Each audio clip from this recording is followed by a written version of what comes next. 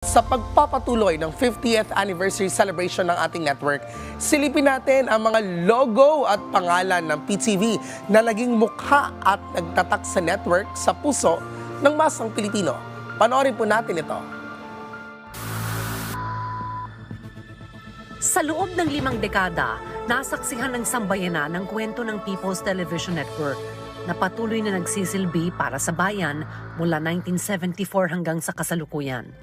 Noong 1974, isinilang ang Government Television o GTV sa ilalim ni Pangulong Ferdinand Marcos Sr. na nagbukas ng pintuan patungo sa paghubog ng pambansang telebisyon sa pamamagitan ng National Media Production Center o NMPC. GTV radio stations all over the archipelago.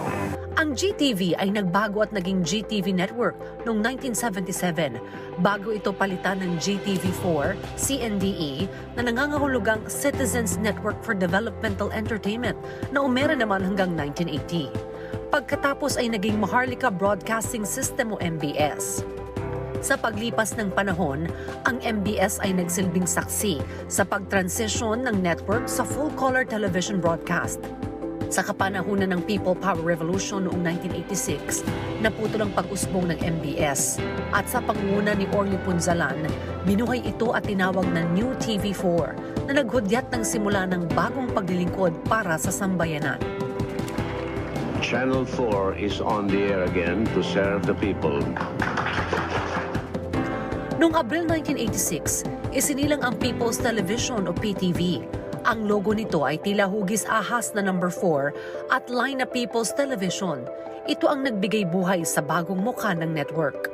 Taong 1989, idinagdag ang pambansang tagline na The People's Network, kasabay ng pambansang slogan na 4 for You. Sa pagdaloy ng mga taon, nadagdagan ng kasaysayan ng PTV noong Marso 1992 nang kilalanin ito bilang isang korporasyon ng gobyerno matapos lagdaan ni dating Pangulong Cory Aquino ang Republic Act 7306 at formal na kinilala ang PTV bilang People's Television Network Incorporated. Ang pagkatapos ng 1995 ay nagdala ng bagong simbolo para sa PTV, ang dilaw na kalapati na may laso. Ipinakilala rin ang tagline na ang network para sa Pilipino.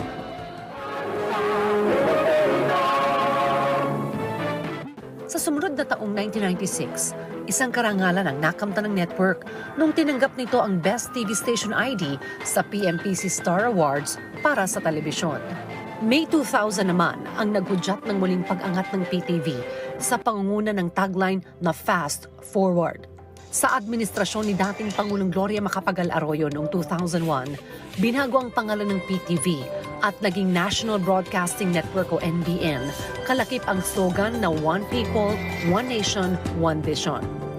Noong 2003, tinawag itong NBN World. Ang pangdaigdigang pagpapalawak na ito ay nagbigay daan para maging accessible ang channel sa ibang bahagi ng mundo, partikular na sa milyong-milyong Pilipino sa ibang bansa.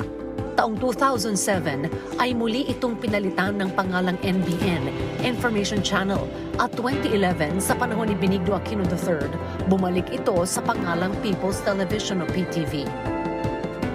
Sa panahon ng administrasyon ni dating Pangulong Rodrigo Duterte, pinalitan ang logo ng letrang P na naglalarawan ng isang nakaistilong telebisyon na may antena sa itaas na kulay ng mapusyaw na asul.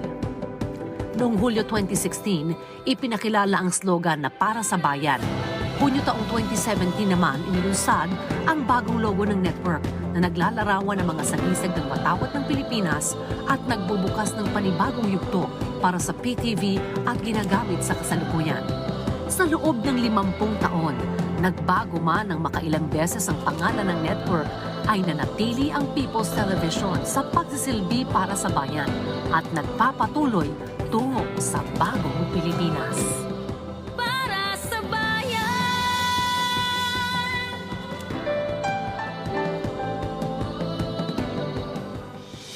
At kaugnay pa rin po ng ating 50th anniversary celebration.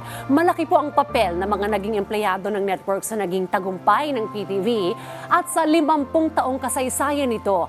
Kaya naman ngayong umaga, makakausap po natin ang mga former PTV employees na sina Tita Grace Mendoza, sina Ma'am Elena Roque joining us via online. At syempre, the legendary Sir Ron De Los Reyes, former PTV sports analyst. Welcome back po dito po sa Thank you. inyong unang naging tahanan sa PTV. And happy golden anniversary po sa atin. Good morning po. Unahin ko na po kayo, Sir Ron. Morning. Ano po ba yung inyong hashtag kwentong PTV, yung mga most memorable experience po ninyo nung kayo po ay nagtatrabaho pa po dito sa PTV, Sir Ron? Marami akong memories of PTV4, especially during the Olympics. Kasi nakaapat na Olympics ako Wow. from Seoul 1988 hanggang Sydney 2000, plus the several Southeast Asian Games that I covered. No?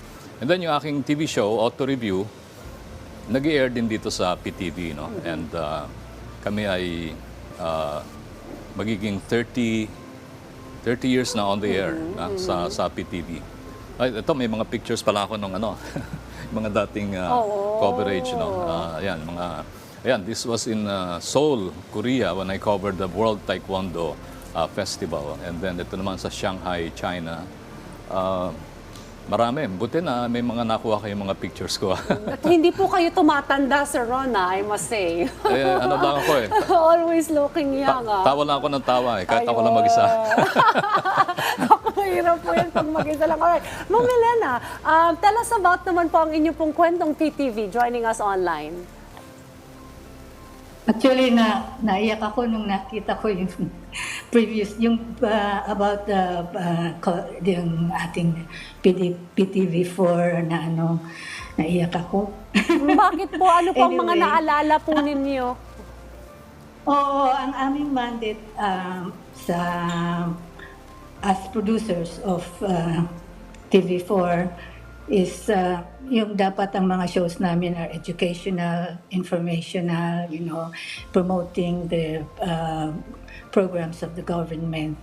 And sa kabutihang palad, one of my shows, which was Balagtasan at that time, won 3 Patas Awards. Wow. Best cultural show, Best Cultural Show Director, but that was Rolly Grande, and Best Cultural Show Talents. So tatlo kaagad. Nung bata pa ako noon, that was I think that was my second show. Tapos basta ang aming instructions was dapat lahat ng shows may kapupulutan ng aral. Yun ang aming instructions pag nagko-conceptualize kami ng mga shows namin.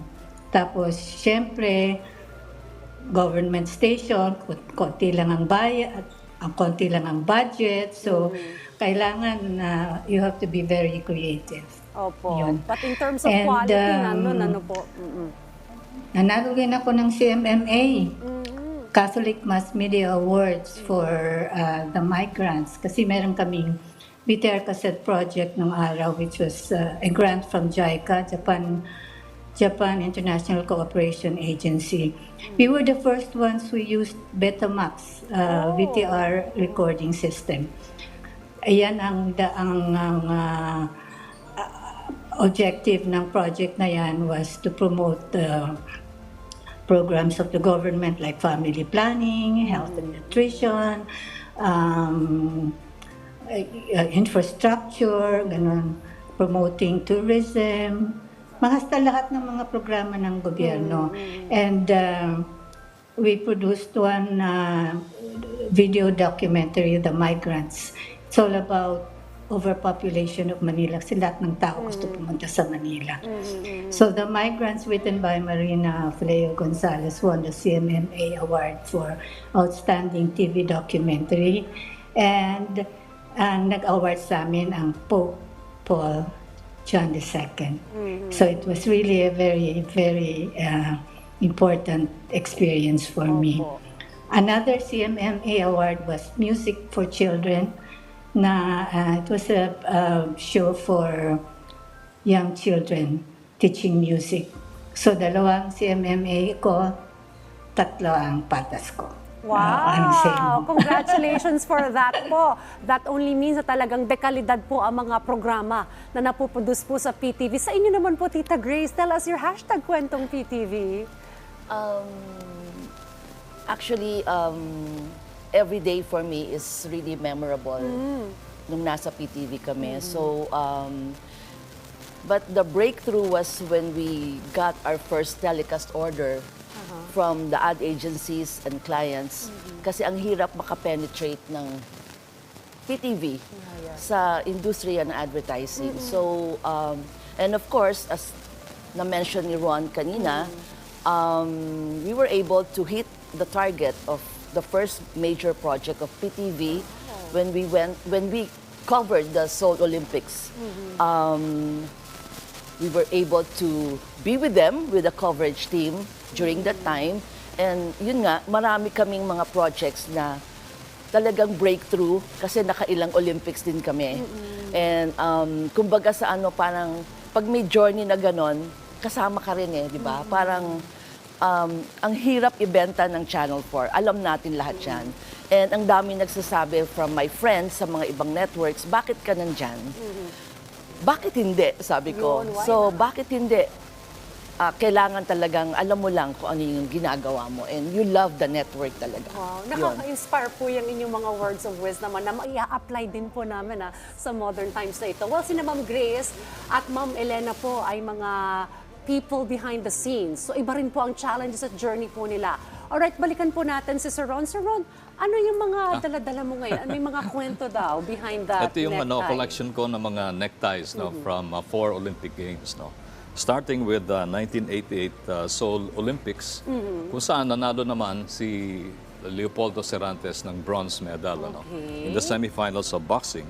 And then, ito naman, Barcelona Olympics, kung saan nanalo si Roel Velasco ng bronze medal also in Barcelona. Ito naman pinaka-memorable, because I was wearing this necktie when Onyok Velasco fought in the finals of the boxing competitions in Atlanta, 1996. So, suot ko to eh. Nandun din po kayo. Grabe. Ay, baliktad. Ito, pero may nakalagay na logo dyan ng Olympics. And then, ito pa, 96. And then, yung huli kong Olympics, under PTV4 was Sydney 2000. Ayan, ang ganda nitong necktie na to. Ang ganda. Puro collector's items to. Baka ibenta ko. Mahal na yan ngayon, Sir Ron, ano? Pinakamatanda At saka rito. naalagaan ninyo, ha? Yeah, ang ganda pa rin. Talagang Kita with mo yung quality, quality, pa rin di ba? yung mga neckties. Oo. Ang ganda. Collector's item na nga po ito. Dapat meron tayong PTV Museum. Pwede ko Ilalagay natin yan, Oo. Sir Ron. Ang dami. Okay. Sir, kayo rin po ay nakasaksi sa Centennial Park bombing. Kasama po si Sir Bill Velasco noong taon din pong 1996. Ano po ang kwento po sa likod nito, Sir? That's true. Because it was almost midnight and we were invited by a beer company. Pwede ko bang banggitin yung pangalan, Budweiser. It was in a tent, malapit lang sa broadcast center. So, pauwi na kami ni Bill. Sabi namin, daan tayo dun sa, sa media party of that beer company. And when we arrived, konti na lang yung mga tao. And binigyan kami ng beer. So we had one beer. And then sabi ng waiter, "Sir, we will close in about 10 minutes. So, order pa kami ng isa. Okay. Nagpunta na kami sa may malapit sa exit. And then, hindi pa namin naubos yung beer. May sumabog. Okay. Sumabog yung it was only about 40 meters away from the tent, And mabuti na lang, hindi pa namin naubos yung beer. Otherwise, we would have walked in the Olympic Park. Kasi marami doon mga activities kahit na medyo gabi na. At sabi nga namin, we were saved by the beer. Yeah. Hindi Thanks Bella. for that beer, Okay. But we were saved by the Almighty. Yeah, Talagang, of course. Alright, balikan swerte naman kami. natin si Ma'am Elena. Ma'am Elena, paano po ba yung day-to-day life bilang isang producer sa isang government network nung inyo pong panahon?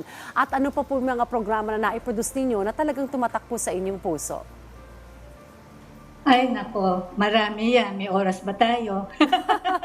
Ano po yung Yung gist una po kong show nito, was ma'am? yun, and it was a children's show na aired Mondays to Fridays, every day different format, every day different producer. So mine was on a Friday and subtitled Tumbang Preso. And the stars there were Don Nacar, Roderick Paulate, Myla Gomila, and Grace. I forgot her family name. Ang director ko was Mario de los Reyes, and Jake Tordesillas was my writer. And I used PETA actors kasi magagaling sila. Si Angie Ferro, Johnny Delgado, Soxy Topacion. So I can fairly say that they started their TV careers in my show. Tapos ano din, we also, marami akong shows eh. But isang maganda was Angkor. Angkor kasi we were promoting, through the VTR project, we were promoting the CCP, the Convention Center para maging international venue ng mga events, no? So through the CCP naman, we were covering the performances of talagang international artists like Makarova, Pavarotti, Bolshoi Ballet. So lahat yan na pumunta sa atin, and we were covering it and we were bringing it to the people who cannot go to CCP. And siyempre, I worked with a lot of top-notch directors like Pitos Villarreal, Heidi Season, Peque Galiaga for the International Film Festival, sino pa ba?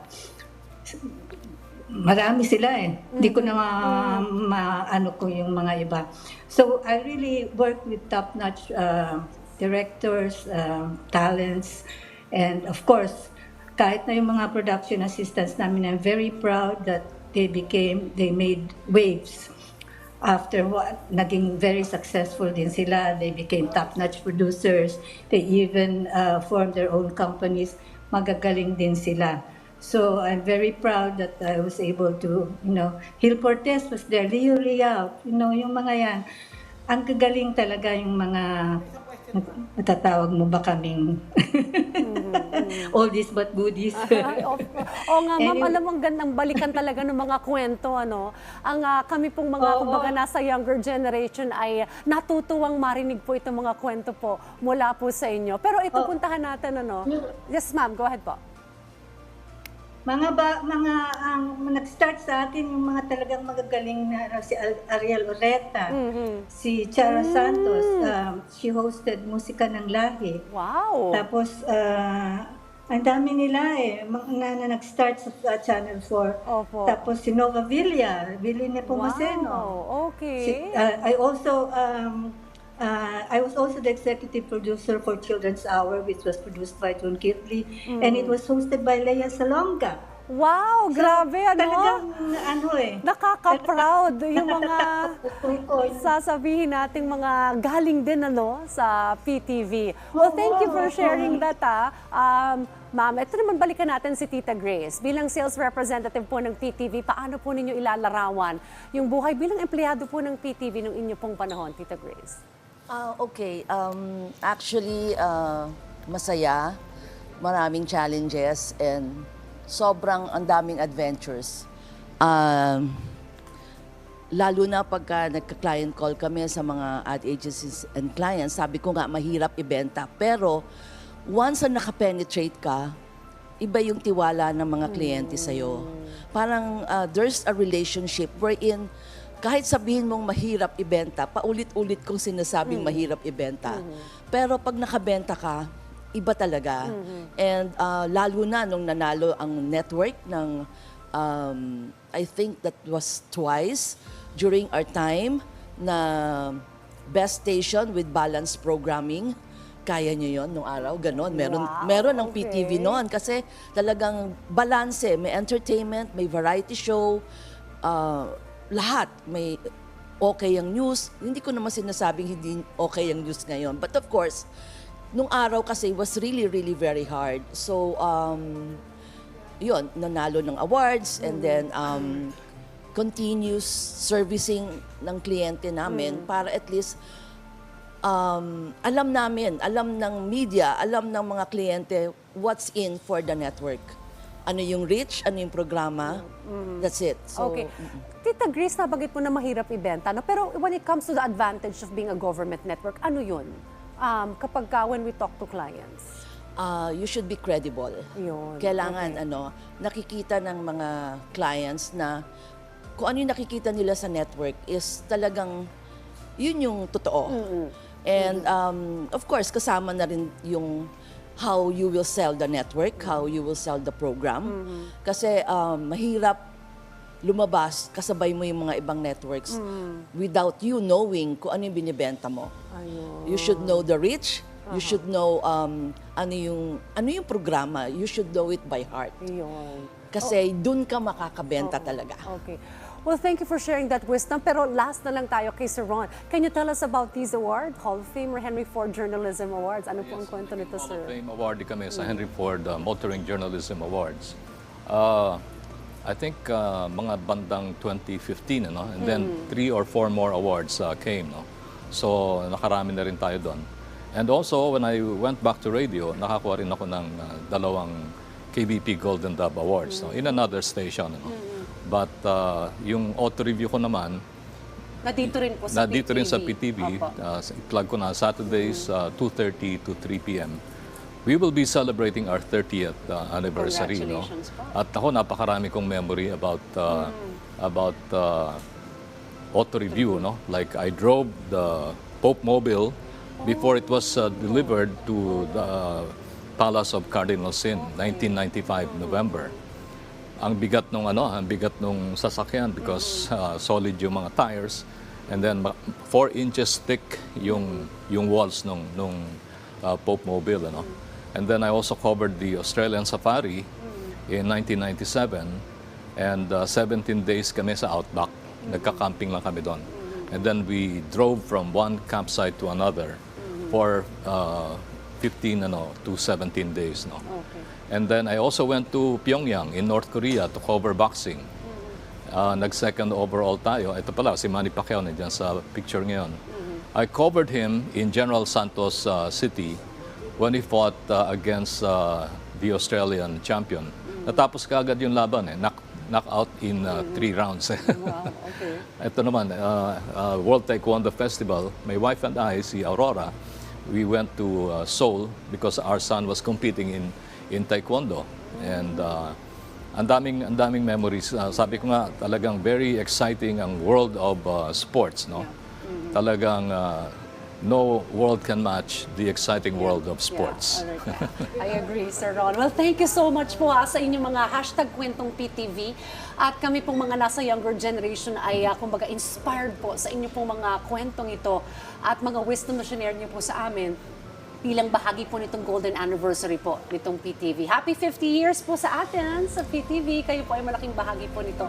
At thank you po for visiting us dito po sa Rise and Shine Pilipinas, Sir Ron de los Reyes, si Tita Grace Mendoza, and Tita Elena Roque. Thank you po, sir. Pwede ba mabati? Sige po. Babatiin ko lang si Ma'am Grace, ano? Kasi tagal namin nakasama sa PTV at talaga siya yung nagtrabaho ng gusto para makakuha ng mga sponsors, no, for our sports coverages.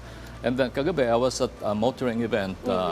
Nagpapabati sila sa akin, no? Andy Sevilla, James Tagle, Moncionares, and Stephanie ng C Magazine. Thank you very much, Diane, for hosting us here. Salamat din It's po good to sa be inyong back pong at PTV. presence. Thank you po.